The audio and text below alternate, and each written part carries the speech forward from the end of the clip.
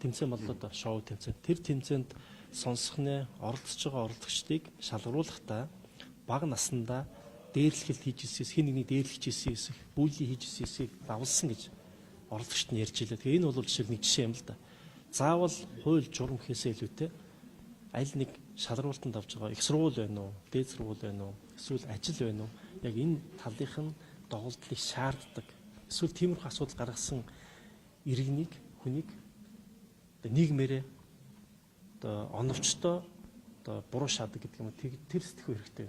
Одоо ч гэсэн хараад байхад бол заримдаа нийгэмд болсон хүчирхийл болсон байхад хүчирхийлүүлсэн, өртсөн, хохирсон хүнийг буруутгах хандлага байна л. Энэ бол бидний асуудал хандж байгаа хандлага буруу байгааг нь илэрхийлэл юм байна. Тэгэхээр хин нэг одоо буруутгах шүү. Угаасаа энэ бол бидний одоогийн өнөөдрийн түвшинд байгаа Монгол улсын бид бүгдийн хүүхэд хөгжтөй бидний ойлголт, сэтгэл зүй, сэтгэл санаа тэр юм. Тэгэхээр энийг өөрчлөх хэрэгтэй. Хандлагыг өөрчлөх хэрэгтэй. Одоо сүүл мэдээ олон нийтийн ил болчлаа шүү дээ. Нийтийн төлөөлөгч эднэс үг гэдэг юм бол олон жил гэр бүлийн хүчирхийлэл үүсэн те. Одоо ихнэр хүүхдүүдэд дарамтлах нь бол ер нь ил болоод байна. Энэ дээр таны хувьд яг ямар хүний эрхийн зөрчил болыг зүс ажиглаж байна. За энэ бол яг хэрэгээс тэр тухайн хэрэг нь бол би мэдхгүй нэг бол тайлбарлах хэрэг байхгүй.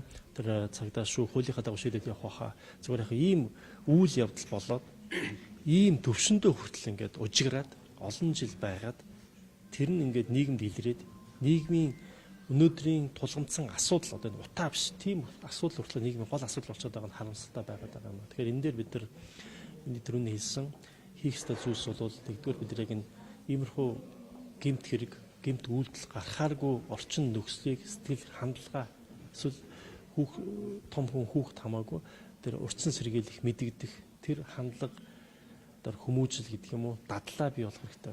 Хоёр дахь нь одоо энэ хилцэж байгаа асуудалтай холбоотойгоор ямар эрхцэн орчин байна.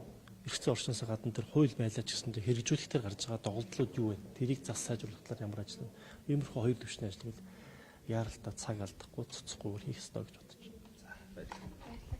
Гендер сорилсон хүчирхийлэлтэд тэмцэх 16 хоногийн аян жил бүр зохион байгуулсан